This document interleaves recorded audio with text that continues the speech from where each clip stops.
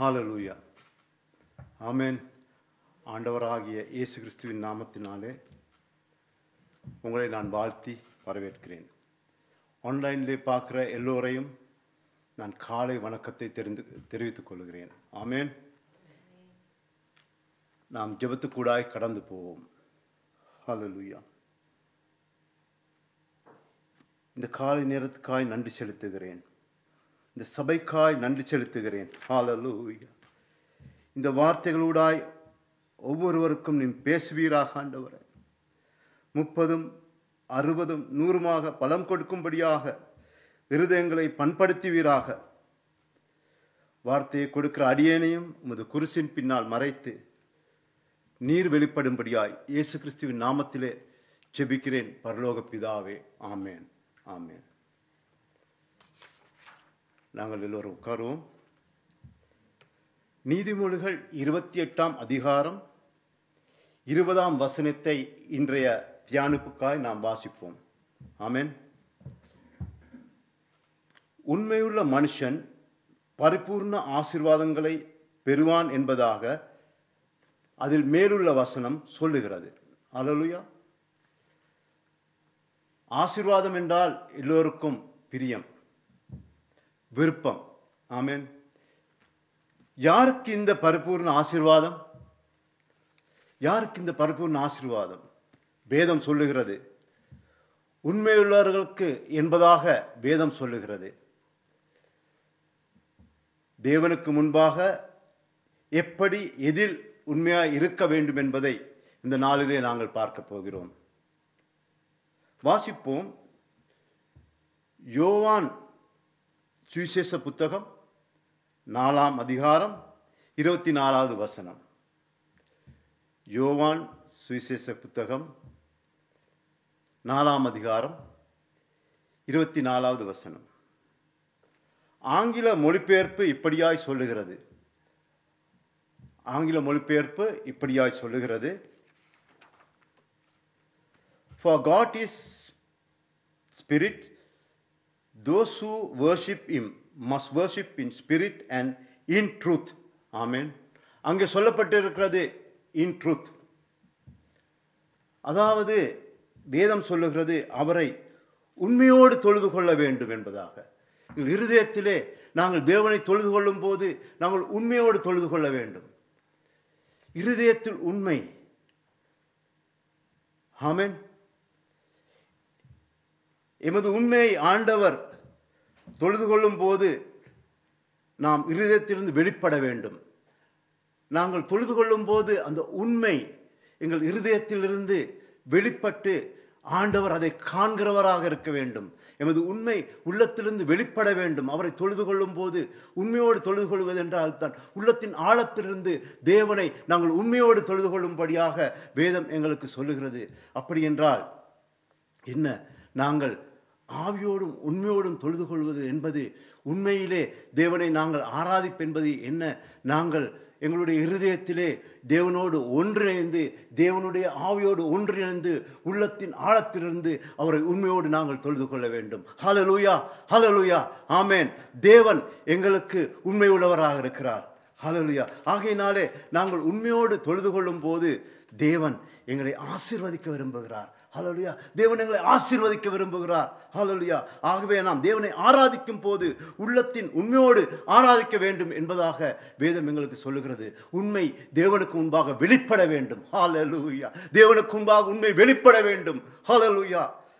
அப்போது தேவன் என்னை ஆசீர்வதிக்கிறவராய் வாக்குத்தத்தம் பண்ணியிருக்கிறார். தேவன் எங்களை ஆசீர்வதிக்கிறவராய் வாக்குத்தத்தம் பண்ணியிருக்கிறார். இந்த ஆன்லைன்ல கேட்டுக்கொண்டிருக்கிற சகோதரனே, சகோதரியே, ஓ அருமையான தகப்பனே, தாயே, ஓ பிள்ளைகளே, நீங்கள் இந்த நேரத்திலே தேவனை நீங்கள் உள்ளத்திலே ஆராதிக்கும் போது ஒரு உறுதி கொள்ள வேண்டும். நாங்கள் உண்மையோடு தேவனை ஆராதிக்க வேண்டும் என்பதாக.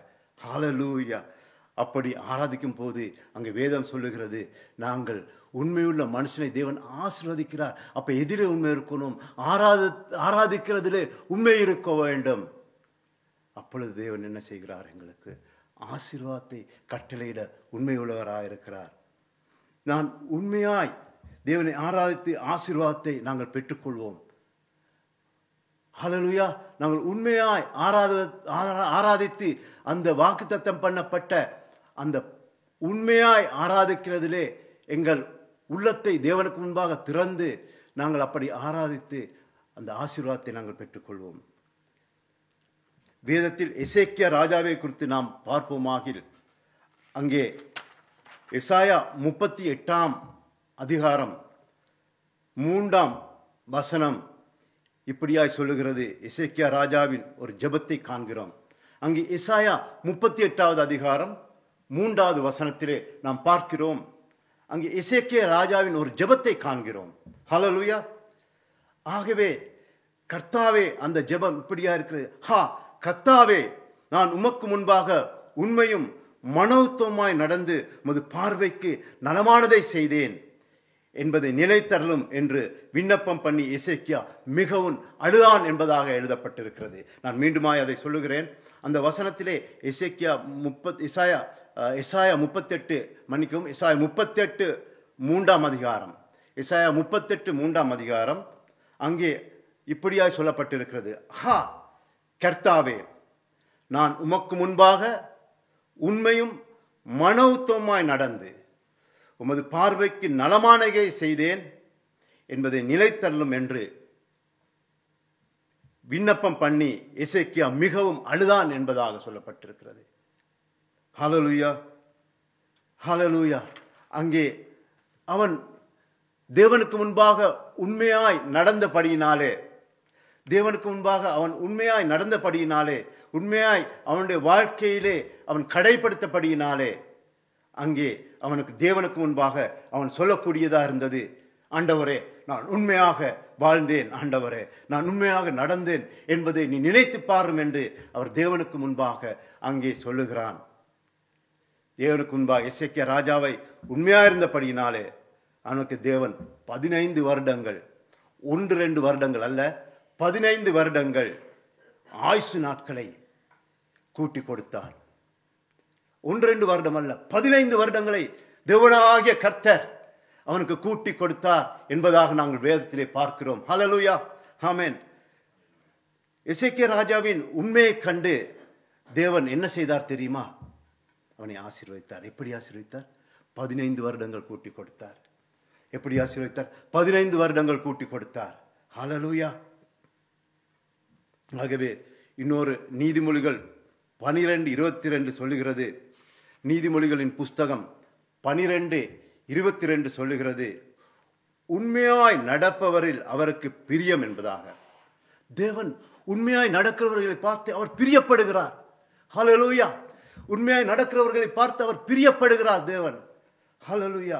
ஏனென்றால் உண்மையாய் நடப்பவர் மேல் அவருக்கு விருப்பம். அப்படித்தான் வேதம் சொல்லுகிறது. நீதிமொழி 10:22 சொல்லுகிறது, உண்மையாய் நடப்பவரில் அவருக்கு பிரியம் என்பதாக. ஹல்லேலூயா. கர்த்தருடைய ஆசீர்வாதமே ஐஸ்வர்யத்தை தரும். இன்னொரு வசனம் அங்கே சொல்லுகிறது, கர்த்தருடைய ஆசீர்வாதமே ஐஸ்வர்யத்தை தரும், அதனோட கூட அவர் வேதனையை கூட்டார் என்று. ஹல்லேலூயா. அங்கே நாங்கள் உண்மையாய் நடந்து அவரிடமிருந்து பெற்றுக்கொள்ளுகிற அந்த ஆசீர்வாதத்திலே வேதனை இல்லை. ஹல்லேலூயா. அவரிடமிருந்து பெற்றுக்கொள்கிற ஆசீர்வாதத்திலே வேதனை இல்லை. நாங்கள் உண்மையாக நடக்கும் போது அவர் ஆசீர்வதிக்கிறார். அந்த ஆசீர்வாதம் அங்கே வேதம் சொல்லுகிறது, கர்த்தருடைய ஆசீர்வாதமே ஐஸ்வர்யத்தை தரும், அதனோடு கூட அவர் வேதனை கூட்டார் என்று வேதம் சொல்லுகிறது. ஹல்லேலூயா. அப்படி என்றால் கர்த்தரிடத்திலிருந்து வராத ஆசீர்வாதத்தை நான் எப்படி பார்க்கலாம்? வேதனை உள்ளதாக பார்க்கலாம். எப்படி என்றால் கர்த்தரிடத்திலிருந்து வராத ஆசீர்வாதம் வேதனையை தரக்கூடியது. ஹல்லேலூயா. கர்த்தருடைய கரத்திலிருந்து வராத ஆசீர்வாதம் வேதனையை தரக்கூடியது. அருமையானவர்களே, ஆகவே நாம் தேவனுடைய ஆசீர்வாதங்களை பெற்றுக்கொள்ள வேண்டும் என்றால் தேவனுடைய பார்வையில் உண்மையுள்ள மனுஷியாக வாழ வேண்டும். நாம் தொழுது கொள்ளும் போது உண்மையாய் தேவனை தொழுது கொள்ள வேண்டும். நாம் தொழுது கொள்ளும் போது உண்மையாய் தேவனை தொழுது கொள்கிற மனுஷியாய் நாங்கள் இருக்க வேண்டும். ஆமென். மனுஷியாய் நாங்கள் இருக்க வேண்டும். அடுத்ததாக எசேக்கியா ராஜாவை போல் நடக்கையில் உண்மையுள்ளவர்களாய் இருக்க வேண்டும். எசேக்கியா ராஜா போல் நடக்கையில் உண்மையுள்ளவர்களாய் இருக்க வேண்டும். ஆமென். அடுத்ததாக நான் மீண்டுமாய் சொல்லுகிறேன், உங்களுடைய நடக்கையில் எசேக்கியா ராஜாவை போல் உண்மையுள்ளவர்களாக இருக்க வேண்டும். அப்போது தேவனுடைய ஆசீர்வாதத்தை நாம் பெற்றுக்கொள்ள முடியும். இப்படியாய் நாம் ஒப்பு கொடுத்து வாழ்வோமானால் உண்மையுள்ள மனிதன் பரிபூர்ண ஆசீர்வாதத்தை பெறுவான் என்ற அந்த வாக்கு தத்தம் எமக்கு சொந்தமாக்கிக் கொள்ள முடியும். உண்மையுள்ள மனுஷன் பரிபூர்ண ஆசீர்வாதத்தை பெறுவான் என்ற அந்த வாக்கு தத்தத்தை நாம் சொந்தமாக்கிக் கொள்ள முடியும். நான் ஒரு சிறு சாட்சியை சொல்லுகிறேன்.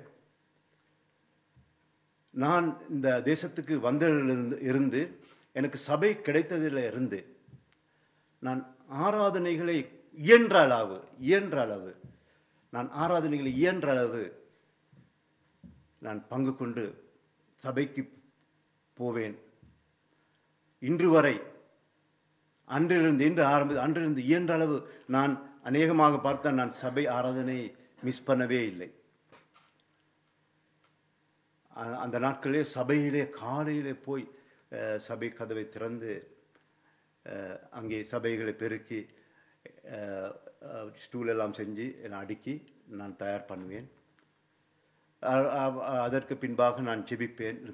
இப்படியாக நான் ஒவ்வொரு ஞாயிற்றுக்கிழமை உபவாச கூட்டங்கள் இப்படி தவறுவதில்லை. இப்படியாக நான் தேவனோடு நான் தொழுது கொள்ளும்படியாக வாஞ்சியாய் சபைக்கு தொடர்ந்து நான் மிஸ் பண்ணாதபடி அதாவது எங்கேயாவது நான் முக்கியமான காரியங்கள், அது சுகவீனம் இருந்தால் ஹாஸ்பிட்டல் இருந்தால் போக முடியாது.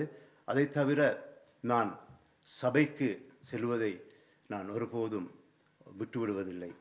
ஆகையினாலே இன்று தேவன் என்னை குடும்பமாக பிள்ளைகளாக ஆசீர்வதித்திருக்கிறார். ஹல்லேலூயா. குடும்பமாக பிள்ளைகளாக ஆசீர்வதித்திருக்கிறார். ஆகையினாலே அவரை தொழுது கொண்டபடியினாலே, அவரை தொழுது கொள்வது உண்மை, அந்த சபைக்கு போறதில் உண்மை இருந்தபடினாலே, எதற்கு சபைக்கு தொழுது கொள்ள போகிற எங்களை தேவன் ஆசீர்வதிக்கிறார். உங்களையும் கூட இன்று ஒன்றிலே பார்த்து கொண்டிருக்கிறார் அன்பு சகோதரனே சகோதரியே, உங்களையும் கூட தேவன், நீங்கள் சபையில் ஞாயிறு ஆராதனைகளிலே தேவனுடைய உபவாச கூட்டங்களிலே தேவனை உண்மையாய் ஆராதிக்க நீங்கள் செல்வீர்களானால், அந்த வாஞ்சை உண்மை உங்களுக்குள்ளே இருக்குமானால், தேவனை ஆராதிக்க வேண்டும் என்ற அந்த உண்மை உங்களுக்குள்ளே இருக்கும் பொழுது தேவன் உங்களை ஆசீர்வதிக்கிறவராயிருக்கிறார். ஹல்லேலூயா. தேவன் உங்களை ஆசீர்வதிக்கிறார் என்றா உண்மையாய் தொழுது கொள்வர்கள் அந்த உண்மை தேவனிடத்திலே போக வேண்டும், தேவனை ஆசீர்வதிக்க வேண்டும் என்ற அந்த உண்மை உங்களில் இருக்கும்போது, நீங்கள் போய் சபைக்கு சென்று தேவனை உண்மையை ஆராதிக்கும் போது தேவன் உங்களை ஆசீர்வதிக்கிறார். அதே போல என்னை ஆசீர்வதித்தபடியினாலே நான் இந்த நாளிலே நின்று உங்களுக்கு அந்த சாட்சியை சொல்லுகிறேன். நீங்களும் கூட எல்லோருக்கும் தேவன் உண்மையுள்ளவராயிருக்கிறார். ஆகையினாலே நீங்களும் கூட உங்களை அப்படியா உண்மையாக ஒப்பு கொடுத்து தேவனை ஆராதிக்கும் போது உங்களையும் என்னையும் தேவன் ஆசீர்வதிக்கிற தேவன். ஆமென். ஹல்லேலூயா. ஆகவே எழுந்து நின்று இந்த நாளிலே நாங்கள் ஜெபத்துக்குள்ளாய் நாங்கள் கடந்து போவோம். ஹல்லேலூயா. ஜெபிப்போமாக. என்னை நேசிக்கிறதான அன்பு தகப்பனே, நாங்கள் இங்கு பார்த்த வசனத்தின்படி உண்மையுள்ள மனுஷியாக வாழ ஆவியானவர் உதவி செய்வீராக. தகப்பனே, இந்த வார்த்தையை கேட்ட ஒவ்வொருவரையும் ஆசீர்வதியும் ஆண்டவரே. ஒன்மையினூடாக இந்த வார்த்தையை கேட்டுக்கொண்டிருக்கிற ஒவ்வொருவரையும் கூட நீர் ஆசீர்வதிக்கும்படியாய் நான் செபிக்கிறேன். அவர்கள் வாழ்க்கையிலே நீர் வெளிப்பட வேண்டுமாய் உமது கரத்திலே நான் ஒப்புக் கொடுக்கிறேன். ஹல்லேலூயா. உமது கரத்திலே ஒப்புக் கொடுக்கிறேன் ஆண்டவரே. நீரே ஒவ்வொருவரையும் பேறு பேராக ஆசீர்வதிக்கும்படியாக இயேசு கிறிஸ்துவின் நாமத்திலே செபிக்கிறேன் பரலோக பிதாவே. ஆமேன், ஆமேன், ஆமேன். கர்த்தர் தாமே உங்களை ஆசீர்வதிப்பாராக. ஆமேன், ஆமேன். ஹல்லேலூயா.